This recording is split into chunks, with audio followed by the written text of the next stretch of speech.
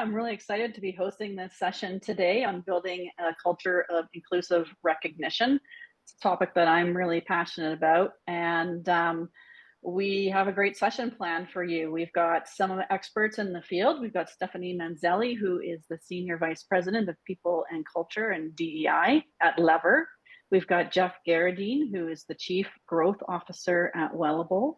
And I'm Jane Van Sickle. I'm the VP of Sales here at Bucket List Rewards. So welcome to everybody. And I thought we would get into a quick icebreaker and ask Stephanie and Geoff what the first concert was that they went to. And please, everybody listening, pop your answers, your first concert in the chat too.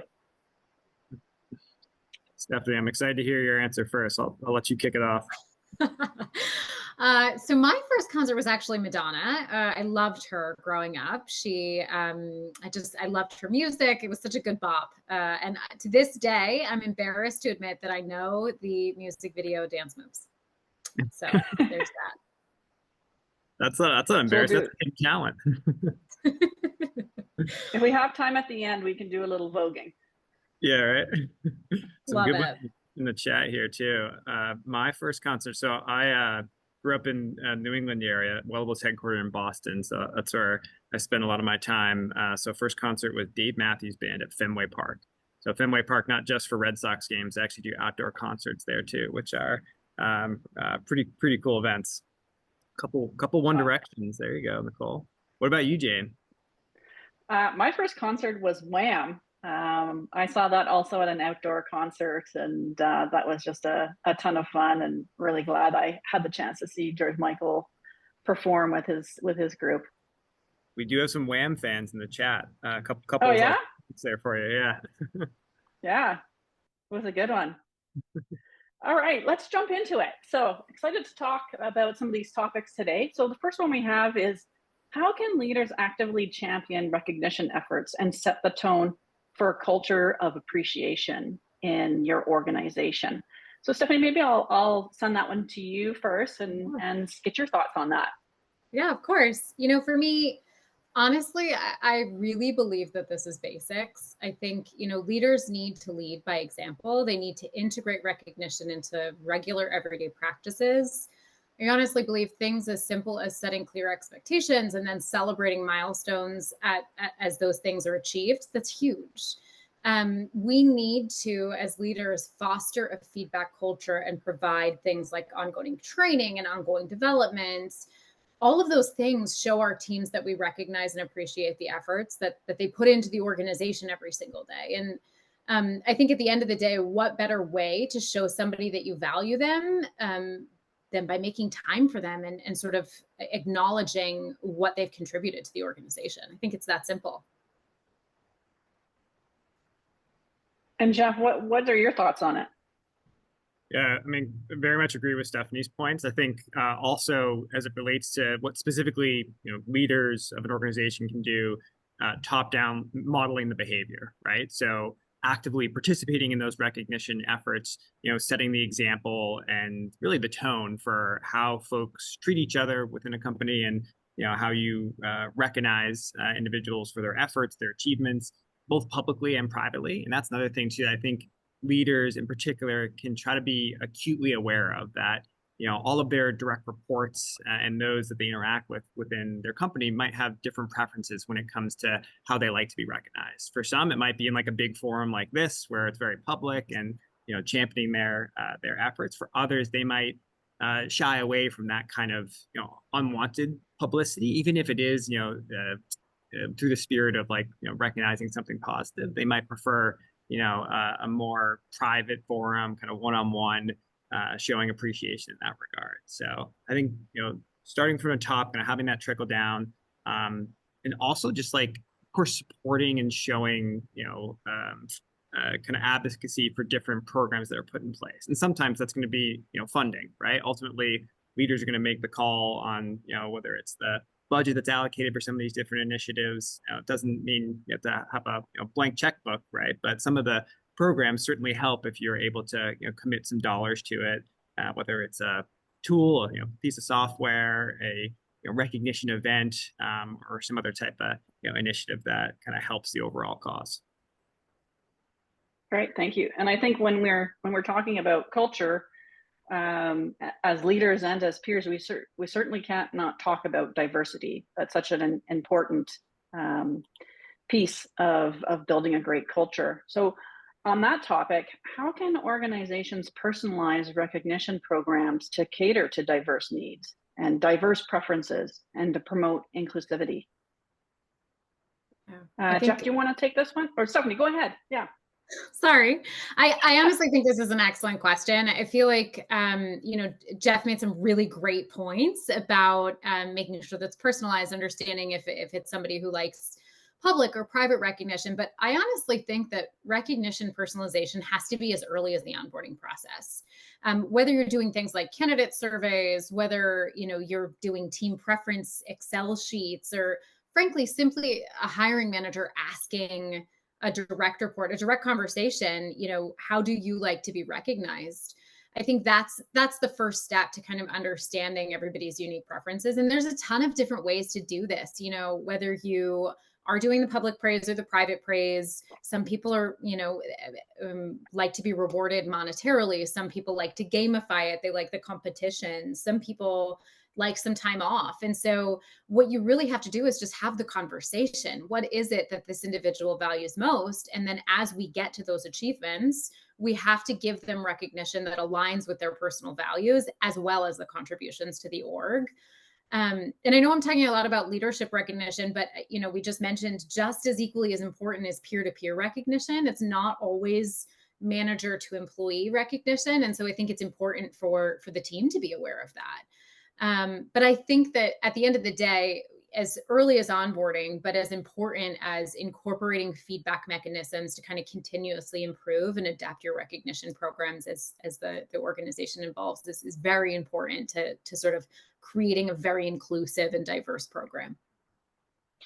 Yeah, and we've certainly seen that the peer-to-peer is really the key Huge. to a well-run recognition program. Like we see that with everyone who's using our programs. I've read a lot of studies on that. People want to be recognized by their peers. So true. Yeah. Geoff, what would you add? Yeah, I mean, I think one of the points that Stephanie brought up about the flexibility in terms of how you may choose to be recognized, and if it is a formal recognition program where there's some sort of monetary offering or an incentive that can be earned or received. I think even just some of the classic recognition examples out there, right? Whether it's like gold watches for anniversaries, or going out to a sports game or a happy hour or something like that, right? And nothing against any of those things, but I think just even in the chat, right? Look at how many people love to go to concerts, right? Like just trying to provide different options and experiences to show appreciation for teams, and not only doing that through choice, but also through like introducing employees to different experiences and ideas that they may not have thought of, but get exposed to and enjoy. I think like a charitable event is like a form of recognition. Could be something fun too, right? That not everybody necessarily would seek out, like a gift card or a concert or something like that. It's obviously like very personally rewarding, but maybe if you're trying to do something like that, it can appeal to some folks who really would get something out of an experience like that, but might not seek it out on their own. I saw a quote the other day. It said, "Engage, not engrave." And I think that speaks to what you were just talking about, right? With what are people going to remember? I know I have, as a salesperson, I've got a bag of these awards that I've won that I'm like, what do I do with these? So I think that goes to your point of the experience is so important. And when we talk about recognition programs and catering to people's needs, I think mental health is a really important piece of that. And I think, Geoff, this one applies to your expertise at Wellable, and that's a connection between feeling recognized and its impact on employee well-being. Can you speak about that for a moment? Yeah, absolutely. I mean, something definitely like near and dear to my heart. But like, I mean, at the end of the day, I think we know, pretty convincingly at this point that recognized employees feel valued, feel like they belong to something. And there's just so much evidence out there that supports that when employees feel appreciated and recognized and heard, they're more purposeful in their work. They feel valued by an organization. There's a study I always go back to. It's from Gallup and WorkHuman a couple of years ago, and it really kind of, I think, hits the mark on what an organization can achieve when they are getting recognition right. And I wrote these stats down. So employees, who do feel recognized, 5 times is more likely to feel that sense of belonging in a workplace. 44% more likely to feel like they are thriving in life. And this one is really the one that jumps off the page. 73% less likely to always or very often feel burnt out. And that's huge, right? Almost 3/4 of employees who feel recognized less likely, to be burnt out. And I think even there was a question in the chats, specifically around that. I just think it's so important that clear connection between recognition and mental health. If you have folks who feel heard, feel valued, feel happier, they're less likely to experience that stress and burnout. Or if they do experience that, right? That's not to say that some element of stress in a workplace can be unavoidable, right? But depending upon the growth stage of the company, what the economy is doing, so many different factors, right, can impact the individual's experience at work. And some stress is kind of unavoidable, right? But I think if you have some of this like building blocks in place that help employees feel supported and appreciated for maybe going the extra mile or doing whatever is needed to kind of get things done within realistic timeframes and all that, it helps them navigate those tough times a little easier than others who may not kind of have that infrastructure around them. The 4 of us were talking the other day in our prep meeting about the importance of mental health, and one of the things we talked about was there's so many people who are looking for jobs right now, and I see a lot of comments on LinkedIn about people being discouraged or just not feeling like they're treated with respect in the process. And so I think we said it really comes down to the fact that well-being starts with the way you're treated when you're getting hired. And so, Stephanie, would you be able to talk to us about how organizations can make their recruitment process more inclusive, and how people can feel more included in the onboarding from day one?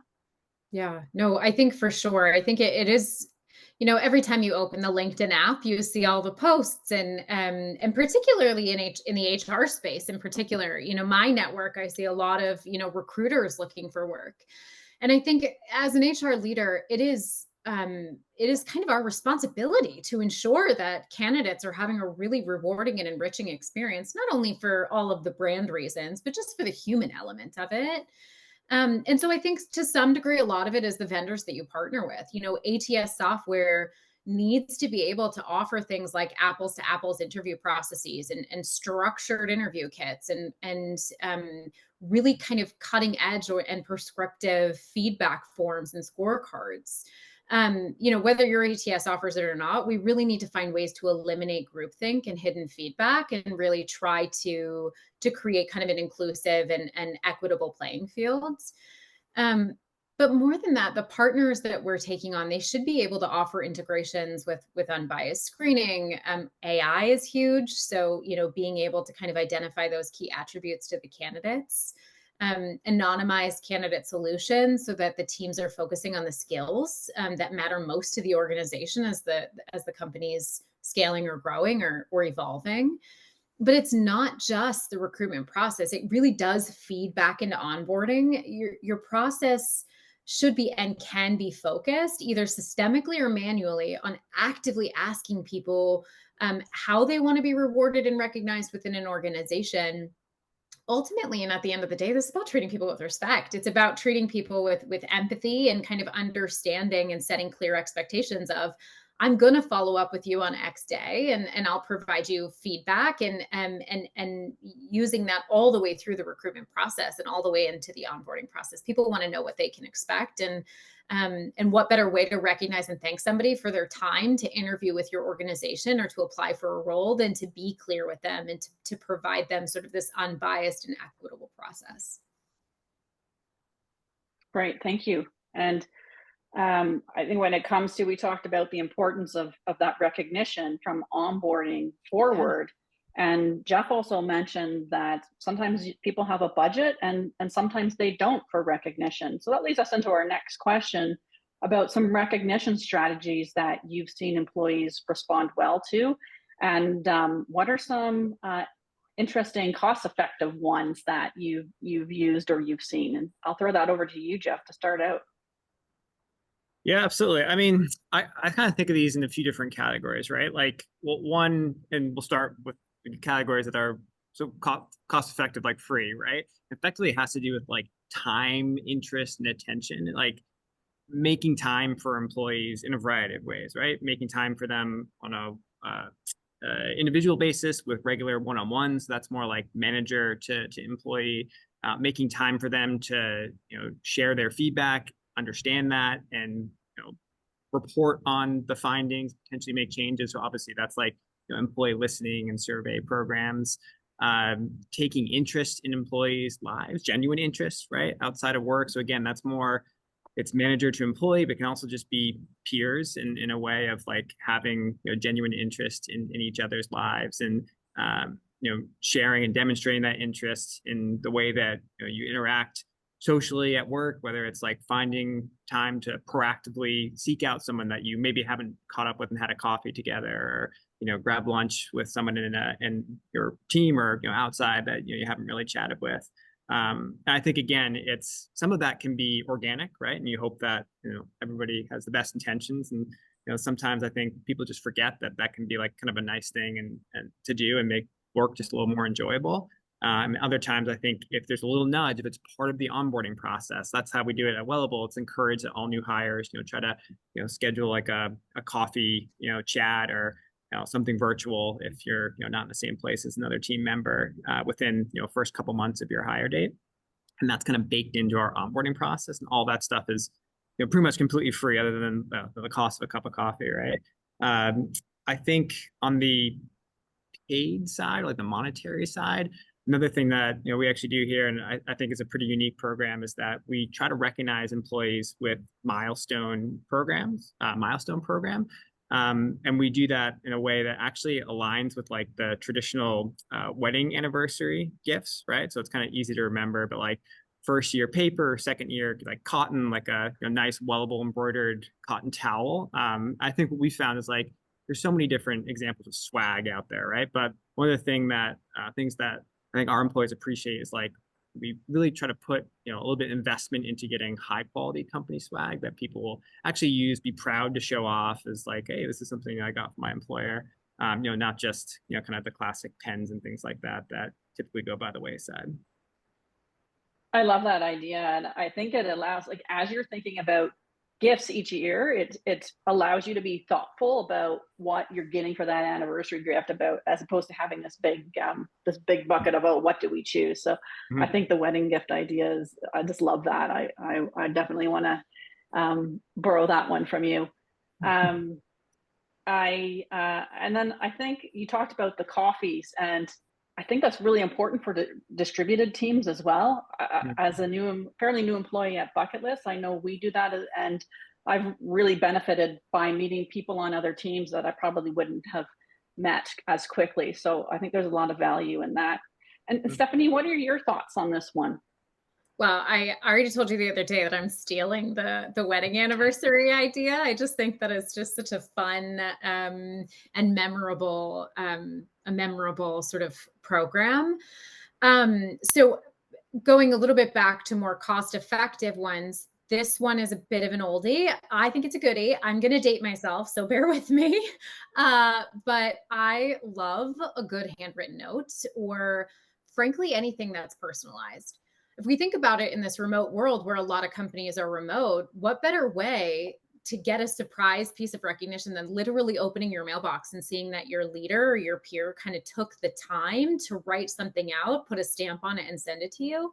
I realize that's not practical for everybody, but a personal email, a personal note to really thank somebody for their contributions, I think taking it a step further, it's not just about acknowledging a big win or a milestone that's met. It's actually calling out the behaviors that somebody exhibited that you want to recognize. That actually leads into performance management. You're reinforcing the positive behaviors that you want to see, either from your peers, from your direct reports, from your leaders. I've recognized leaders for a job well done as well. So I think there's more to be had here than just saying thanks to people. It's also kind of that performance management. We are reinforcing the positive behaviors that we want our employees to continue to exhibit. And I think that's a big piece. It's not just a thank you. It's kind of the focus on the what am I thanking you for? What was really great about this deliverable? And then I think, we've talked a lot about this public and private. I actually can't stress this enough as somebody who spends a lot of time focused in the DE&I space. We process things different. How we charge, recharge is different. Some people like to do it. We say, extrovert and introvert, but some people, they recharge by themselves. Some people love to be surrounded by people. It's the same thing with recognition. And so we have to kind of honor people where they're at. But either way, it's free, right? A team meeting, a company meeting, a one-on-one, that's free way to recognize somebody. And then the other things, we've offered flexible time off. We've, when we, complete a massive project, really kind of shutting everybody down, letting them take a minute. Stretch assignments is another, or like talent exchanges is another really great opportunity. Anything that's really an opportunity for skill development, anything experiential, we also do. And if you have a budget, I am a humongous proponent of gamifying recognition. I just think it's truly the best way to do peer-to-peer recognition. So I love that. And there's tons of resources out there on that in particular. Thank you. I took a DEI course a couple of years ago, and I'd always, from that point, thought, treat people how you want to be treated. And what I took out of that course, and that has stayed with me, is you treat people the way they want to be treated. And it's just like a one word change, but it's so powerful in how I think about that now. And so I think what it comes down to, and what you both said, is the thought, whether it's a one-on-one award or if it's one-to-many. It's the thought of how you prep those in your strategy. That's totally right. I think that it is about acknowledging and recognizing the human for who they are. And yes, that takes time. And yes, our calendars are bloated and we're in back-to-back meetings and we have 82,000 priorities. But it's the acknowledgement and the pause, right? You have to find ways to bake into your calendar time to be thoughtful, to recognize your team, your peers, your leaders, whatever it is. There has to be time blocked in your day and in your week to acknowledge others and to really, you have to meet people where they're at, not where you're at. And that's really it at the end of the day. So we've talked a lot about strategy. Stephanie, you mentioned gamifying, and I think that leads us nicely into our next question, which is, how do you incentivize people to participate in your wellness programs? And so, Stephanie, I suspect you want to talk a little bit about that, so I'll let you lead off with this one.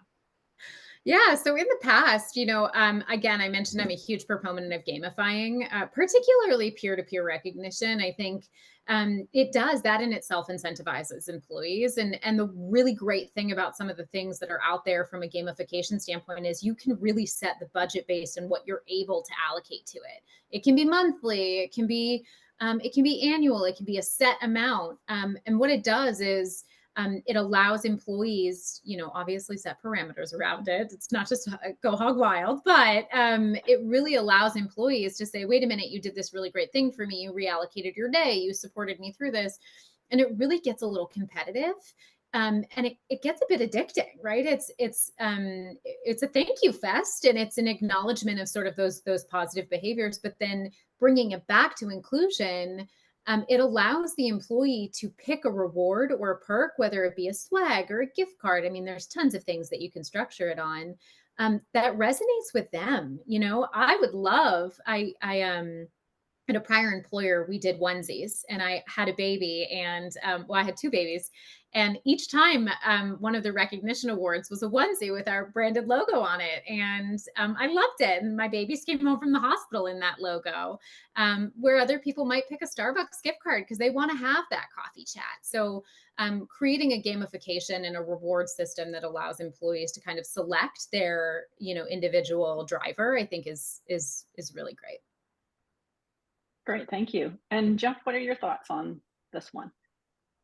Yeah, I agree with a lot of what Stephanie shared. I think in our particular employee wellness world, wellness challenges is always going to be the number one way to gamify the experience and drive participation towards those type of programs. So it's kind of a sort of an indirect form of recognition with things like team or individual leaderboards when you're doing these wellness challenges, where folks are participating in programs where they're tracking steps or other types of, physical activity. Maybe they're doing like a healthy eating challenge too, or something like that. And so, they tend to get a little, kind of healthy competition going, right? When you see your name, your peer's name up on the leaderboard, and that, quite naturally leads to, some kind of chatter around that, right? If you have a way, to communicate over Teams, or, you have like a wellness Slack channel, right? That tends to be where some of those kind of fun comments end up. And then there's also, of course, the nice complement to that would be having dedicated places where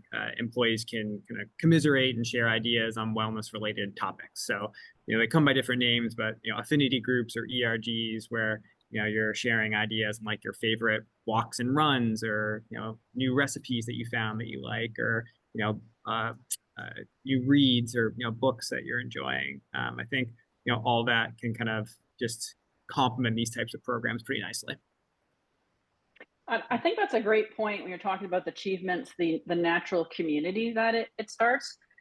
We've seen a lot of customers use what we have a achievements option within the platform, and so we use it ourselves. And it's like there's the Active Achiever Award, and you do exercise 3 days a week, and you claim your points. And what I've been pleasantly surprised to see is exactly what you're talking about: is the community. Is everybody starts supporting each other, and oh wow, you did this, or how was that hike, and people can post pictures of what they're doing. And so I think that's a really powerful way to create participation and community. So how have you seen the holistic recognition positively impact people in your organization, and how do you measure that? I think measurement's a really important piece, especially if you are trying to get some budget. So Stephanie, I'll pass that over to you to talk about how you measure. Yeah, I am. So we're a database decision-making kind of company. And so for us, proof of concept is big too. So, what I would say is from a positive impact, we've seen job satisfaction increase, retention is huge. We've seen teams strengthen relationships, better team dynamics. We measure performance and productivity. We have some drivers for that. And so we've seen boosts in that as well. But we also see people growing within the organization versus kind of attriting out. And the way that we really measure all of this is twofold. There is the really tailored and thoughtful kind of engagement survey and recognition surveys. I'm a massive believer in listening strategies. That's actually what I call it, which, is a really good mix of kind of surveying people with the quantitative feedback, but then also having things like stay conversations and one-on-ones, which is the qualitative piece of it. And for us, I think when we think about engagement surveys, it's an important element here because it allows us to get super granular on the level of the questions that we want to ask and have our employees answer. And it really kind of helps us that with that human-centered design approach to building out these programs and kind of making tweaks and iterating over time. So that's one of the ways that we measure it. We like to do a good blend of qualitative and quantitative, but it's huge. We don't ever just implement something to implement it. It is proof of concept, measure, iterate, invest. And I think a lot of this depends too on the culture of your company. If you're not a data-based company, or if you're kind of a throw it against the wall and see what sticks kind of company, maybe you need to focus less on measurement, but for us, it's important for sure. And Geoff, how do you measure, and how do you see the holistic recognition? Yeah, sure. I think this is actually closely related to one of the questions I was just pulling up the Q&A. Some anonymous attendee asked about examples of personalized recognition that's had a significant impact on employee well-being. And that question, kind of made me think of what I was planning to address with this one that you have here. And Wellable, we do an all-hands meeting every other week, right? So basically, it's a summary of the latest and greatest, news updates from our leadership team, and then we also do this AMA, Ask Me Anything section. It's basically employee listening, as Stephanie noted, where we field anonymous questions and suggestions from the entire company. So nothing's off limits, right? Everything's read and addressed. And one suggestion that we received earlier this year was to add a success sandwiches element to our meetings, which I think is a great term and concept. So basically the suggestion was that we always start and finish the meetings with deliberate recognition. We actually implemented this change earlier in the year and found that's been like very simple, very effective way to ensure that we're consistently recognizing folks from different parts of the organization for a variety of different achievements and milestones. And it just seems to like set the tone and finish on a high note for what's really considered our most important company-wide meeting.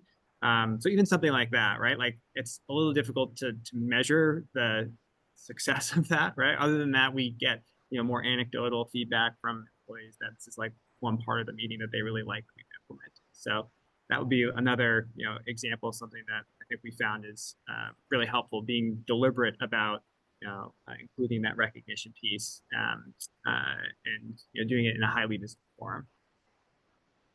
I imagine though, even though that's a harder one to measure, you might get that in some of the stay interviews. That type of feedback would come out in there.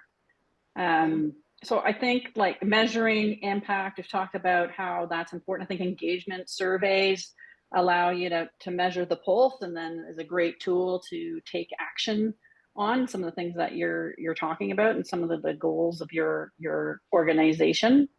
Yeah, I think we're just to leave everybody with the last few thoughts. I'm just trying to think in my head of all the things that we've talked about today, and I think there's quite a few great takeaways that we've talked about. Some of the things that stand out for me is you need to think about your mental and physical well-being of your staff, and that starts from your recruitment process to your tenured employees. And with your recognition program, there's lots of ways if you have a budget, and if you don't have a budget, there's lots of options like writing the letter or doing the wedding anniversary program, or using achievements that gives you options there. I think the peer-to-peer was a highlight for your recognition program, and things like the stay interview was a new one for me. For either of you, is there anything, maybe Stephanie, anything that last few thoughts that you want to leave everybody with? No, I think I saw a couple of questions pop up in the chat, and I think that they're really great questions about company culture and how that layers into this, and then also how we need to ensure there's equitability between people that have varying skills and responsibilities. And what I would say, we didn't talk about this, but what I would say is the cornerstone of a really good recognition program is one that aligns to the culture of the company. And so you have to be very thoughtful that the culture of the organization is not just a top-down thing, right? It shouldn't just be words on a wall. It should really very much be who you are and in the lifeblood of your organization. And so if you're trying to marry those two things, I think it's really important to have a thoughtful pause and say, is this really what it's like to work here? Do our employees, do these values and these cultural factors really resonate with our employees? And then really build the program or build whatever it is, your strategies around that. Because that, I think, is, it's not something we should overlook. Your culture and your values are very, very important to how you recognize and reward your employees, for sure. Great, thank you. And Geoff, any last thoughts for you? Yeah, I agree. I mean, there's some good questions there. I'm just catching up on them too. I mean, this one about the having such a varied workforce, right? You have employees with different job skills and roles, feeding lab animals to managing multi-million-dollar projects. I mean, I think the reality is that spotlight recognition, right, could be a way to address that. I think we've talked about that in some different forms, but it's effectively giving your teams or managers the ability to spotlight different employees for a variety of achievements. So that lab technician, maybe they get spotlighted for implementing a new like an efficient feeding schedule for the animals or something like that, right? So that's kind of a form of innovation. And another example could be like a project manager who managed to do something with a big kind of transformational program that they were able to hit a deadline on, or get some cost efficiencies out of the initiative or something like that. But at least giving the space to still deliver recognition, praise, rewards, maybe in some cases, but for very different types of achievements. Yeah. And I would just say, layering onto that, I think so many of the points you made today, Geoff, about experiences and about wellness and anniversary gifts and things like that, it doesn't matter if you're running a multi-million-dollar project or if you're feeding a lab animal, right? It is it is at the heart of it about rewarding a human, regardless of the size of their impact to an organization. It is about honoring and recognizing and allowing your employee to bring their whole self to work, and rewarding them for that. And I think so many of your examples kind of are very transferable, whether you are a six-figure earner or not. And so I think that's important to remember, that I think oftentimes we overcomplicate it because we think, oh, we've got to do this big, massive thing for this audience. And sometimes we do, but largely it is about recognizing people for their contributions, regardless of size. So I think that's the important thing to keep in mind. Well, I think that's a great way to close. I got a few goosebumps listening to that, just rewarding the human and bringing it down to there. Yeah, thank you very much for those thoughts.